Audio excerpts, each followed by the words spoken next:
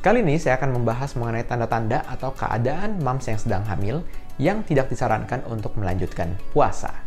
Pada dasarnya, ibu hamil itu boleh saja berpuasa, tapi memang ada beberapa syarat atau beberapa kondisi yang harus dipenuhi oleh ibu hamil yang ingin berpuasa. Contohnya apa sih dok dehidrasi itu? Contohnya yang pertama, misalnya mams merasakan pusing, terus lemes, terus bibir terasa kering. Misalnya mams menderita penyakit preeklamsi atau menderita diabetes mellitus atau kencing manis pada saat mams hamil. Nah, keadaan-keadaan seperti itu memang tidak disarankan untuk mams melanjutkan puasanya. Jadi, pada saat mams mengalami perdarahan dari jalan lahir atau mimisan, nah itu sebaiknya mams juga jangan memaksakan dirinya untuk melanjutkan puasa. Karena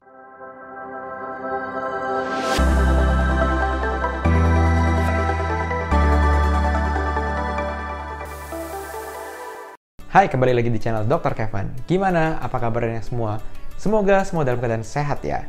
Kali ini saya akan membahas mengenai tanda-tanda atau keadaan mams yang sedang hamil yang tidak disarankan untuk melanjutkan puasa. Tapi seperti biasa, buat kalian yang baru pertama kali ketemu dengan channel ini atau kalian yang belum subscribe, ayo cepetan buruan subscribe. Cara gampang, tinggal klik tombol mengikuti atau subscribe-nya di bawah sini. Dan juga nyalakan loncengnya ya, supaya setiap kali ada video baru, kalian langsung dapat notifikasinya. Pada dasarnya, ibu hamil itu boleh saja berpuasa, tapi memang ada beberapa syarat atau beberapa kondisi yang harus dipenuhi oleh ibu hamil yang ingin berpuasa. Karena pada saat mams yang sedang hamil, asupan gizi dan nutrisi mams itu hariannya bertambah. Jadi tidak seperti mams yang sedang tidak hamil. Karena itu, mams juga harus memperhatikan asupan gizi dan cairan tubuh mams setiap harinya ya. Mengenai boleh atau tidaknya berpuasa pada saat hamil, sudah ada videonya di sini ya, tinggal klik linknya aja. Karena di video itu sudah dijelaskan secara tuntas apakah boleh dan tidak bolehnya kenapa untuk mams yang sedang hamil ikut berpuasa. Dan untuk mams yang sedang menyusui, jangan sedih, pengen tahu boleh atau enggaknya, udah ada videonya juga, tinggal klik linknya di sini ya. Jadi di video itu juga sudah dijelaskan nih untuk mams yang menyusui gimana cara untuk mengatur gizinya sehari-harinya.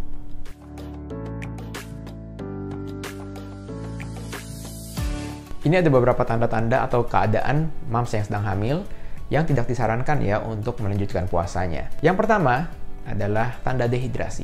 Contohnya apa sih dok dehidrasi itu?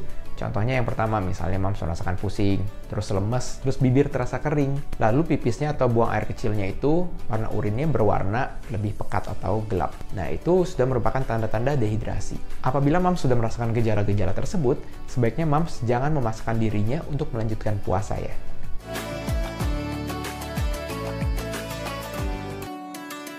Hal yang kedua adalah mams mengalami perdarahan. Perdarahan itu bisa juga mimisan ya. Jadi, pada saat mams mengalami perdarahan dari jalan lahir atau mimisan, nah itu sebaiknya mams juga jangan memaksakan dirinya untuk melanjutkan puasa.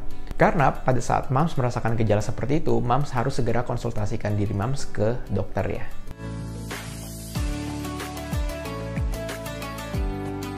Keadaan berikutnya adalah apabila mams hamil dengan resiko tinggi. Misalnya, mams menderita penyakit preeklamsi atau menderita diabetes mellitus atau kencing manis pada saat mams hamil.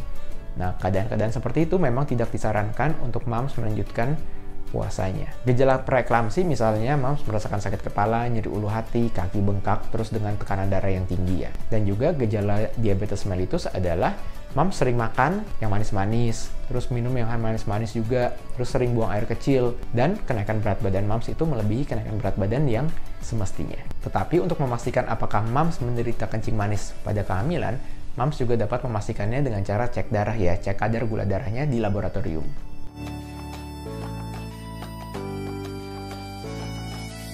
Hal berikutnya adalah apabila mams merasakan gerakan janinnya itu berkurang. Nah, mengenai gerakan janin sendiri, itu juga sudah ada videonya, tinggal klik linknya di sini ya. Jadi, mams juga harus tahu gimana dan kapan mams juga sudah mulai bisa menghitung gerakan janin.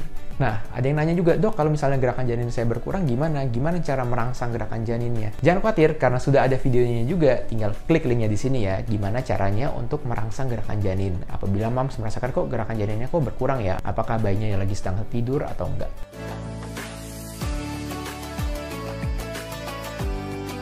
Hal berikutnya yang harus mams perhatikan adalah apabila janinnya itu penambahan berat badannya itu kurang, yang kita sebut dengan IUGR, Intrauterine Growth Restriction. Jadi pertumbuhan janin terhambat di dalam kandungan.